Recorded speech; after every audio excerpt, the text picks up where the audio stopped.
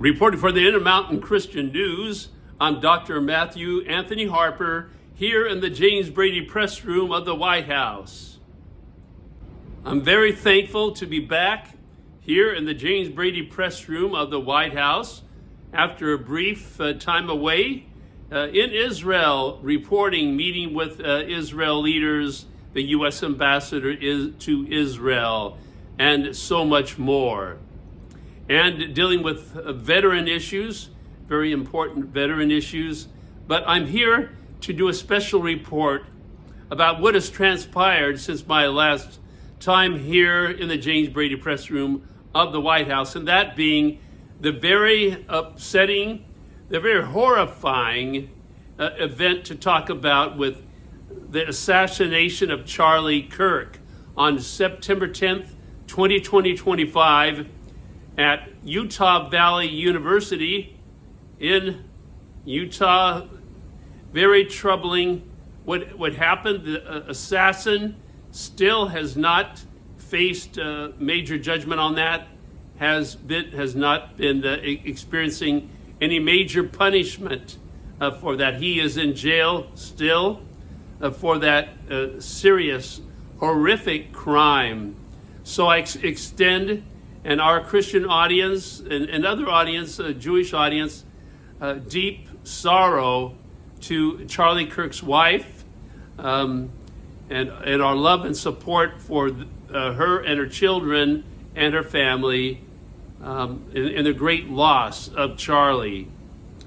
So this is a special message for Charlie Kirk's wife, Erica, and her children and her family about the great loss of Charlie. And by the way, President Trump awarded a Presidential Medal of Freedom to Charlie Kirk here at the White House.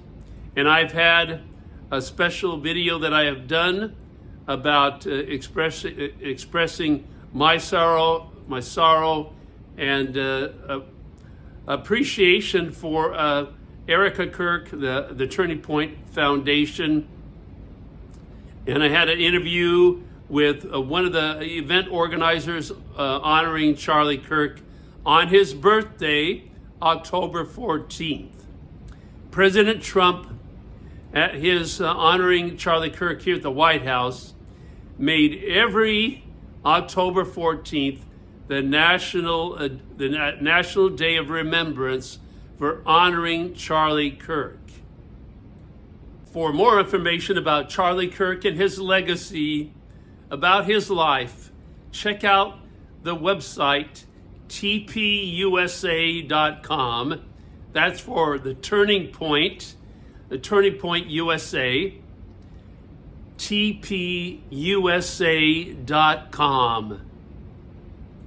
I'm here to do a special report about what has transpired since my last time here in the James Brady Press Room of the White House, and that being another key event, a historic event that has happened since I've been at the James Brady Press Room, and that is Monday, October 13th, 2025, President Trump shows up in Israel. He speaks to the Knesset.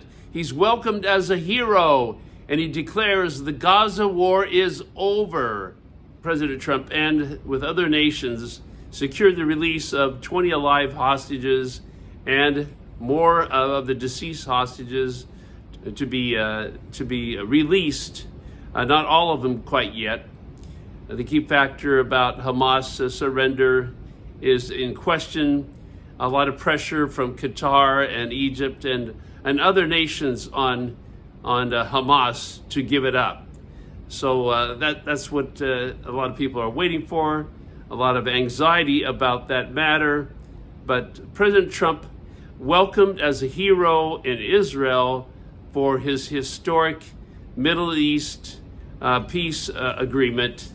There is a lot more peace than before, but of course, waiting for some major developments regarding Hamas and other developments of the 20-point peace plan. And it is expected at some point that Hamas will fully surrender and that Gaza will be a peaceful place. But of course, there's a lot of wreckage in Gaza, a lot of damage that has to be repaired. And so it will take several years for Gaza to be restored.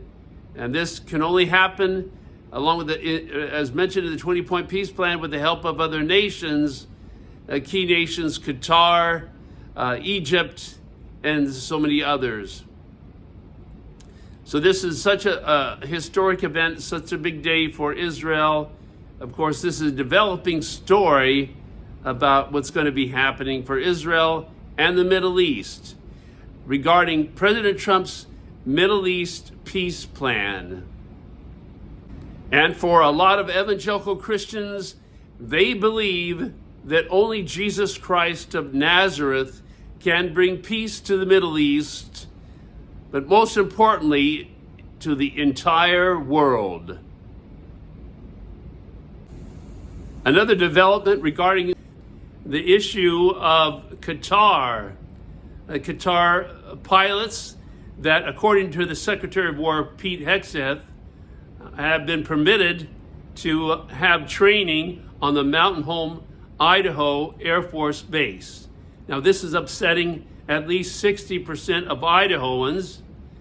According to one survey, there are congressional leaders that have serious concern about that, the Qatar pilot training, that being Senator James Risch, who was the chairman of the Senate Foreign Relations Committee, Congressman Russ Fulcher, and the Idaho governor, Brad Little. The big issue that has been brought up and has been in support of Qatar pilots training at the Mountain Home Air Force Base is the justification that the U.S. is training other pilots of Singapore and maybe other countries. But there's a distinguishable difference in this, in that Qatar is a terrorist nation. I don't know if Secretary of War Pete Hegseth has addressed that issue. Have no evidence that he has. But, President Trump called out Qatar for being a funder of terrorism in 2017. He did that from the White House. And a question is, what has changed since 2017 when President Trump called out Qatar as a funder of terrorism? So that makes Qatar a terrorist nation by default, because they have funded Hamas, aided and abetted Hamas, and that led to a recent bombing, a killing of Hamas by Israel in Qatar. The Prime Minister of Israel, Benjamin Netanyahu, was, you might say, under the influence to apologize to Qatar, but the big apology has not been reciprocated by Qatar. Qatar, to my knowledge, have no evidence that Qatar has apologized to Israel for funding Hamas, for being a participant in October 7th for the killing of many Jews, for Qatar funding other forms of terrorism with the UN agency UNRWA that trains children to hate and kill Jews. Also, their funding of anti-Semitism on the college campuses. So I'm awaiting to hear, and our audience is waiting to hear, about when Qatar, or if Qatar, has apologized to Israel for funding terrorism, all this anti-Semitism. Of interest to the story about Qatari pilots training on a Mountain Home, Idaho Air Force Base. That Mountain Home, Idaho Air Force Base is only 50 miles away from where I live in Boise, Idaho, and I am an Air Force veteran. I'm here to do a special report about what has transpired since my last time here in the James Brady Press Room of the White House, and that being the persecution of Christians around the world. Of late, Nigeria has received a lot of attention for their persecution of Christians, and Dr. Tony Perkins of the Family Research Council applauded President Trump for his listing of Nigeria on the list of countries of particular concern. And when a country is listed on that list, that calls them out for their persecution. Another key development regarding the persecution of Christians in Nigeria, President Trump's announcement to the world that he is calling on U.S. military to get involved to protect Christians there. Now that will be a technical, very significant military challenge because there are so many rebels, Islamic rebels in Nigeria that are responsible for the massacre of Christians there, which, by the way, has been happening for many years. And I've been reporting on the persecution of Christians in Nigeria for several years here at the White House and at the U.S. State Department. And going further with this issue, a lot of evangelical Christians would ask President Trump if he would demand that countries that want U.S. assistance to stop the persecution of Christians and stop the persecution of Jewish people and stop all human rights violations as a condition for receiving U.S. assistance. So I await an answer to that question if President Trump will be making that demand of all these countries. Hoping to hear from Press Secretary Caroline Leavitt on that matter. I'm here to do a special report about what has transpired since my last time here in the James Brady Press Room of the White House, and that being an effort to not support Israel in their sovereignty over Judea and Samaria. And by the way, Judea and Samaria is the ancient homeland of Israel. This is where the Ark of the Covenant was. The first capital of Israel was in Shiloh, which is pronounced by many of my Jewish friends. The Shiloh, the ancient capital of Israel, is in Samaria, that area of concern.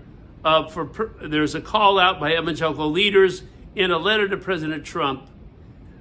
They're making a strong request. It almost appears as if a demand that President Trump support Israel's sovereignty over that area of Judea and Samaria. Israel has had a recent symbolic vote of annexing that area. It is desire for Israel to control that area. They did have a recent, not too long ago, vote back in August, I believe, where they voted unanimously, a major majority, to have Israel's sovereignty exerted over Judea and Samaria. So, and then recently, what came out is Dr. Tony Perkins' video, along with Michelle Bachmann, who are with the Family Research Council. They strongly requested, it almost appeared as a demand for President Trump to honor Israel's right of sovereignty over Judea and Samaria. This goes along with about 200 evangelical Christian leaders that signed a letter to President Trump. They signed a letter to President Trump strongly requesting him, not demanding that he honor Israel's sovereignty over Judea and Samaria.